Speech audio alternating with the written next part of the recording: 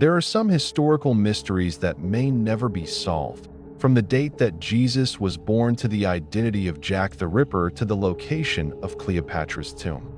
Sometimes, that's because the relevant excavated material has been lost or an archaeological site has been destroyed. Other times, it's because new evidence is unlikely to come forward or the surviving evidence is too vague to lead scholars to a consensus. The lack of answers only makes these enigmas more intriguing. Here, The Forbidden Files takes a look at 20 of these historical questions that may never have definitive explanations. Number 1. Was Mount Everest scaled in 1924? The first verified individuals to scale Mount Everest were Edmund Hillary and Tenzing Norgay, who reached the summit on May 29, 1953. However, they may not have been the first people to reach the top. In 1924, British mountaineers Andrew Combe, Sandy Irvine, and George Mallory died on Mount Everest. Since then, there has been speculation about whether they may have reached the summit before they perished. In 1999, climber Conrad Anker found Mallory's body at a height of almost 27,000 feet up the 29,032-foot-tall mountain. In 2024, Irvine's foot, still in its sock and boot, was discovered by a National Geographic documentary team. A camera the two originally brought with them remains undiscovered. Sadly, it seems unlikely that we will ever know for sure whether the two reached the top before they perished. Number 2. What happened to the Mary Celeste? On December 5, 1872, the British ship Dei Grazia pulled up alongside the Mary Celeste and found it abandoned and adrift about 644 kilometers east of the Azores. A lifeboat was missing, but there was no damage to the vessel or sign of any struggle. The 10 passengers and crew aboard the vessel were never seen again, and what happened on board the ship has been a mystery ever since. Many theories have been put forward. One suggests that a leak from the ship's cargo of alcohol may have prompted the crew to abandon ship because of fears it would catch fire and blow up. Another theory is that a waterspout may have threatened the vessel. To this day, the mystery has never been solved. It likely never will be. Number 3. What does the Voynich manuscript say? The 600-year-old Voynich manuscript is a mysterious codex that contains a series of illustrations and writings. The writings, penned by an unknown author, have not been deciphered, and it's not clear if they represent an unknown language, a code, or gibberish. Attempts to decipher the codex and understand its meaning have been unsuccessful. Many theories have attempted to explain the text. For example, it may be a reference book, a work of fiction, or an attempt to gain entry into a secret society. It looks unlikely that the codex will ever be deciphered, or it may be undecipherable. Number 4. Where are the bones of Peking Man? Bones belonging to a hominin named Peking Man were found in 1923 in a cave near the village of Zhoukoudian, near Beijing. Japan invaded China in 1937 and attempted to ship the fossils to the United States in 1941, before the attack on Pearl Harbor. The attempt failed, and the location of the fossils remains unknown. One theory is that they were sunk while on board a ship, while another purports that they are buried somewhere in China.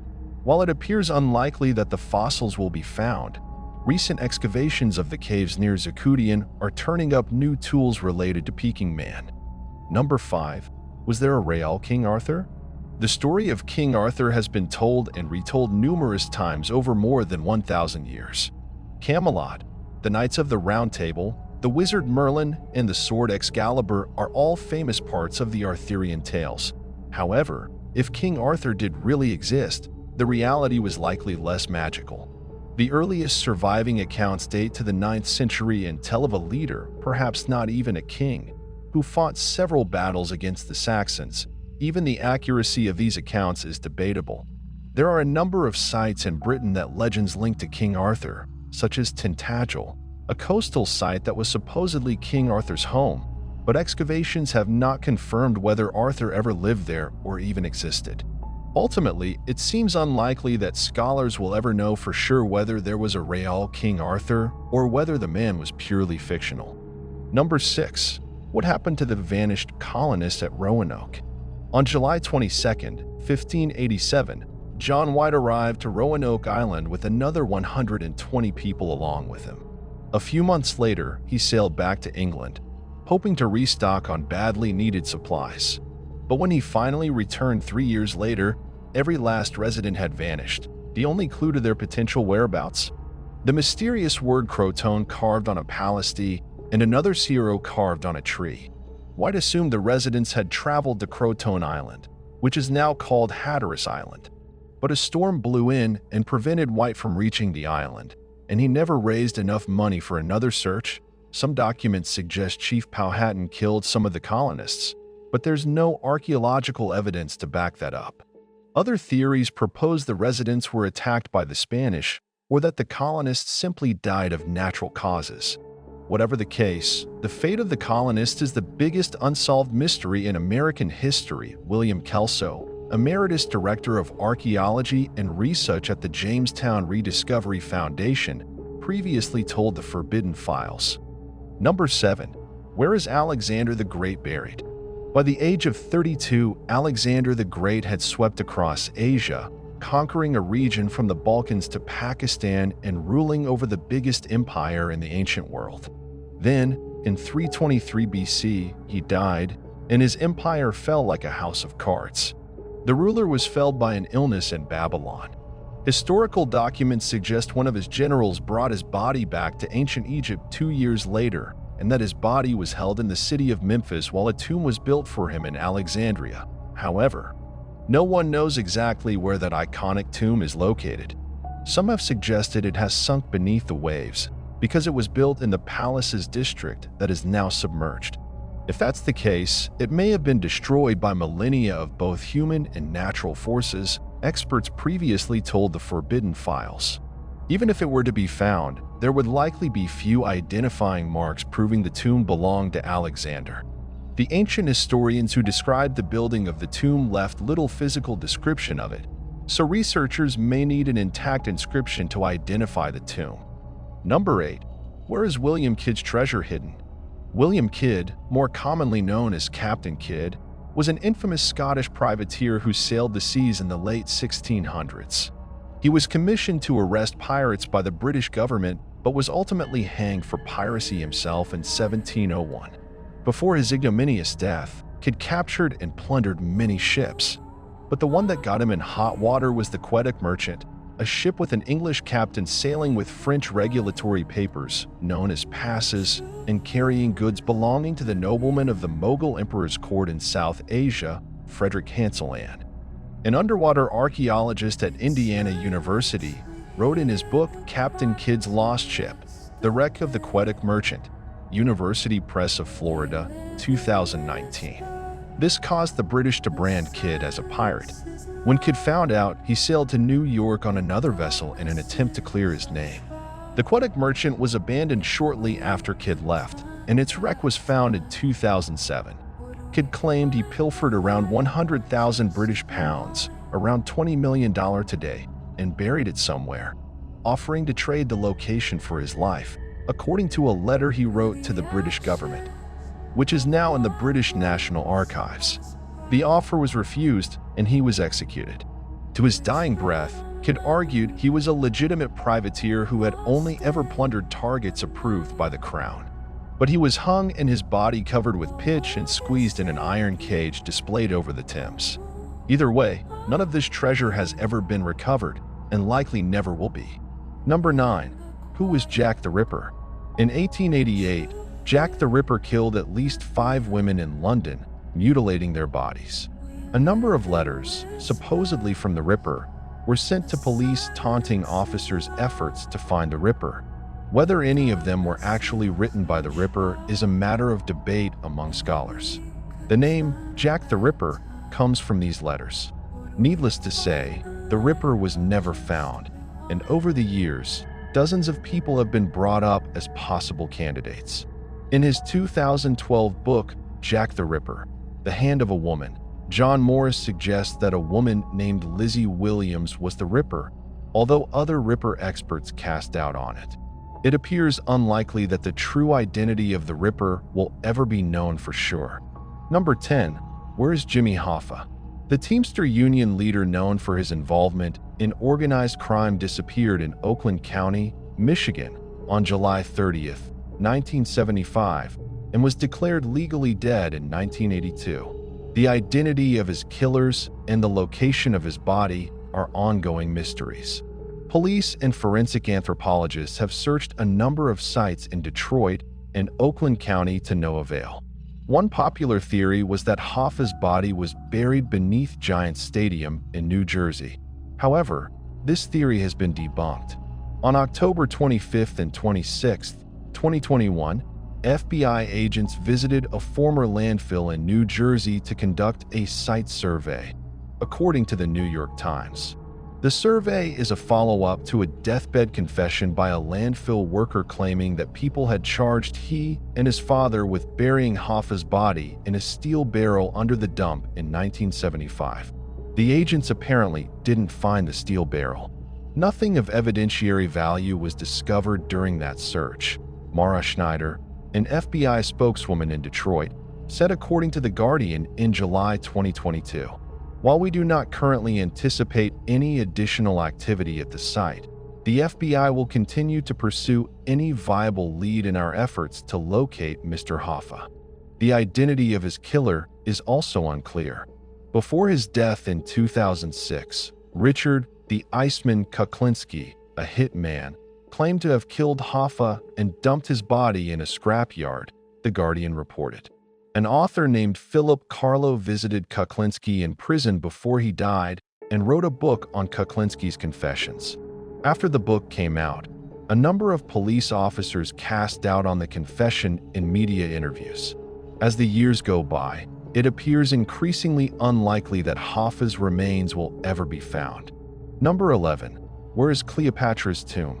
Ancient writers claim that Cleopatra VII and her lover, Mark Antony, were buried together in a tomb after their deaths in 30 BC.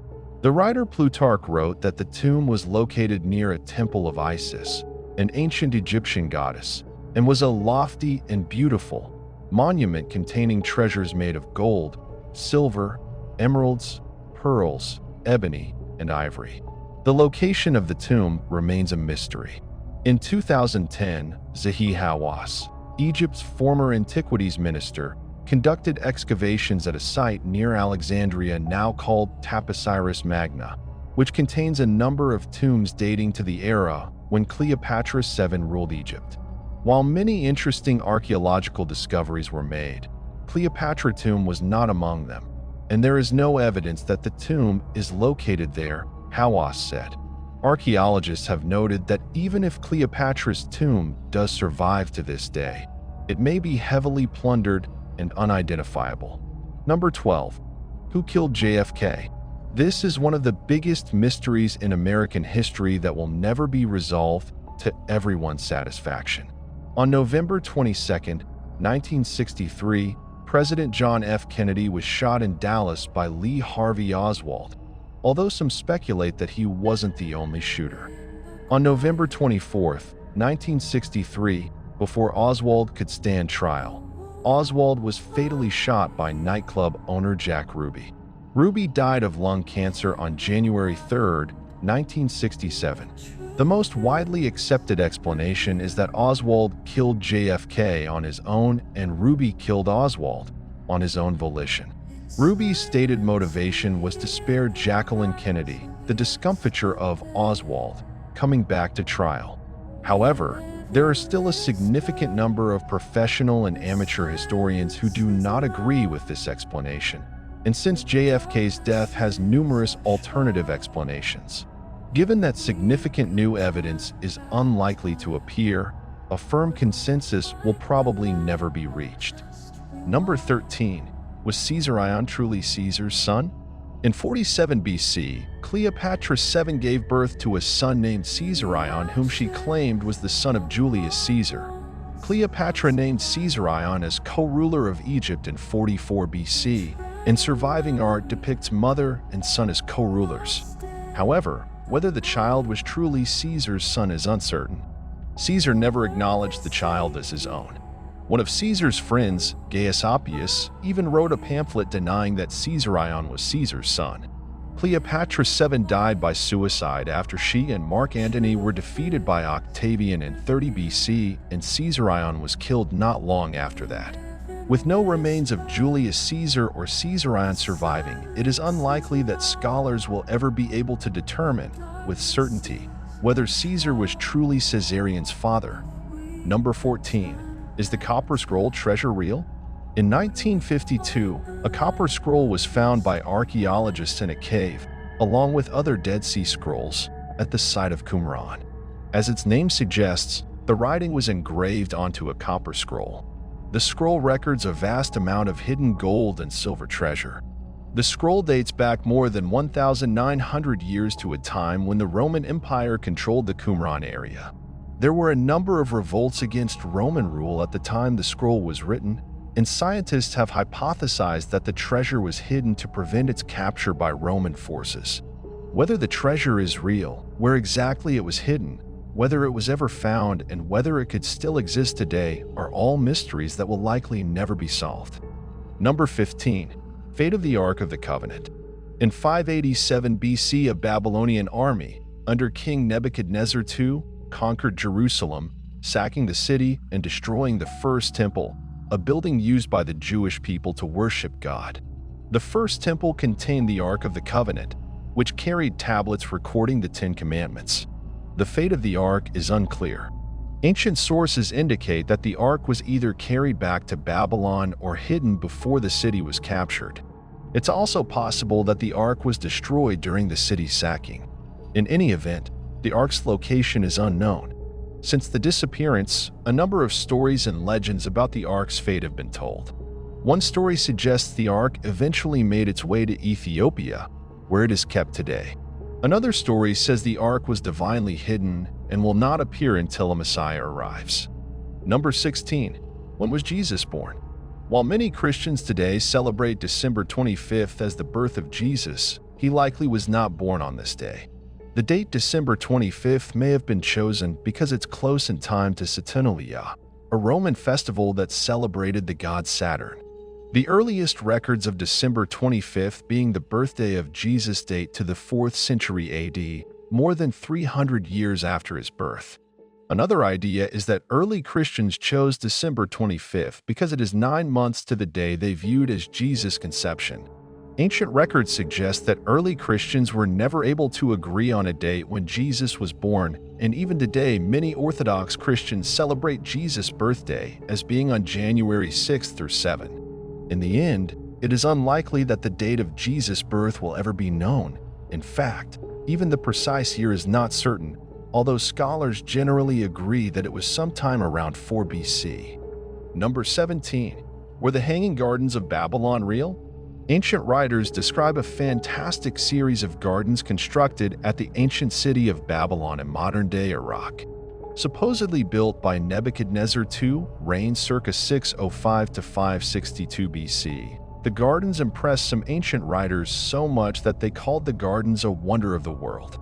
Around 250 BC, Philo of Byzantium wrote that the Hanging Gardens had plants cultivated at a height above ground level, and the roots of the trees are embedded in an upper terrace rather than in the earth.